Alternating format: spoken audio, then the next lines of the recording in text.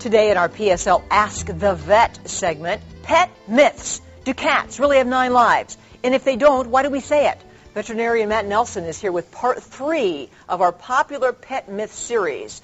You started this earlier this summer, and so many people have said to me, oh, I love those pet myths you talk about. Yeah, we hear those myths all the time, and it's just kind of fun to talk about them and set the record straight. There are more than I would. I know, I could keep going, but these are all new ones. We haven't addressed these yet. Right. The cats have 9 lives. Right. I mean, we all know that they don't. And I wrote that they are mortal. They're not immortal pets. That's for sure. They're not supernatural. Sometimes we think they are because they are one of the toughest animals out there, and they are. It kind of comes from them being in the wild when they.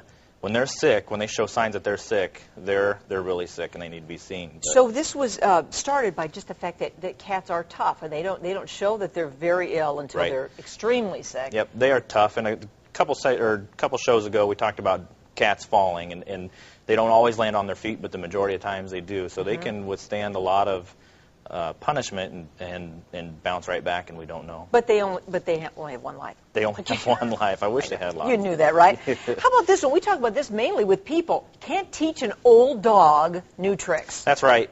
Nowadays, dogs are living a lot longer than they did 10, 20, 30 years ago, and so yeah, just the advances in medicine. Same with humans, but the older dogs, they can learn just as good as the younger dogs. It's just I think people get complacent and they're just satisfied with what their dog knows, and life happens too. Well, you know, we do that with people too. Yeah. We tend to discount each other as we age. You know, right. It's like, oh, well, you know, he's slowing down, or she doesn't remember as she used to. Right. It's really not fair. No, and not just behavior. I mean, there's a lot of similarities between older people and older pets as far as health needs and everything. And yeah, they often get overlooked, which is a shame. All right, so you can teach old dogs. For sure. All kinds of new tricks. We'll keep that in mind. How about this one? This one, another one about cats. Cats need their whiskers for balance, and if you trim their whiskers, then they're all...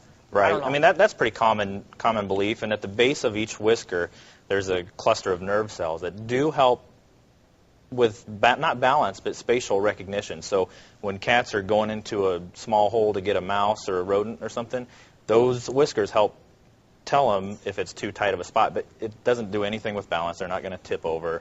It would really hurt if you plucked them out, but you don't recommend that we trim their whiskers. No, but we see some that that are short and we don't know what happened, but it doesn't affect their quality of life at all. So they won't fall down. Nope, if they their won't whiskers fall are off short. And then finally, one about dogs and feeding. That they don't need their own special food. They can live on table scraps. You could just go with people food for dogs. The business side of veterinary medicine, we should say, feed your dogs table scraps all the time. That would keep us in business pretty easy. Oh, really? But there's a lot of digestive problems that table scraps cause, and it's just dogs that are on a well-balanced dog food, that's all they need. And that's all they should be on is the same dog food lifelong. You don't recommend that we give any table scraps? I would not recommend that really? you give any. Yeah, because just a little change in diet, not to say I don't give mine some at home. Oh, you do that, see? Now you're not practicing. Well, no, I'll tell all my clients that, the pet owner and the vet are 2 different people. I got it. So you got to give the right advice. But no, any little bit of table scrap can cause their digestive system to cause a lot of problems. Well, there you go. Are we out of myths? I think we have a few more. We've got some more. All right. We'll keep the myths coming, and we'll keep shooting them down, I guess. Sure, yeah, right, yeah, telling them they're wrong. All right, very nice. Thank you, Matt. It's always nice to see you here. Yep. Dr. Matt Nelson, veterinarian in Geneseo.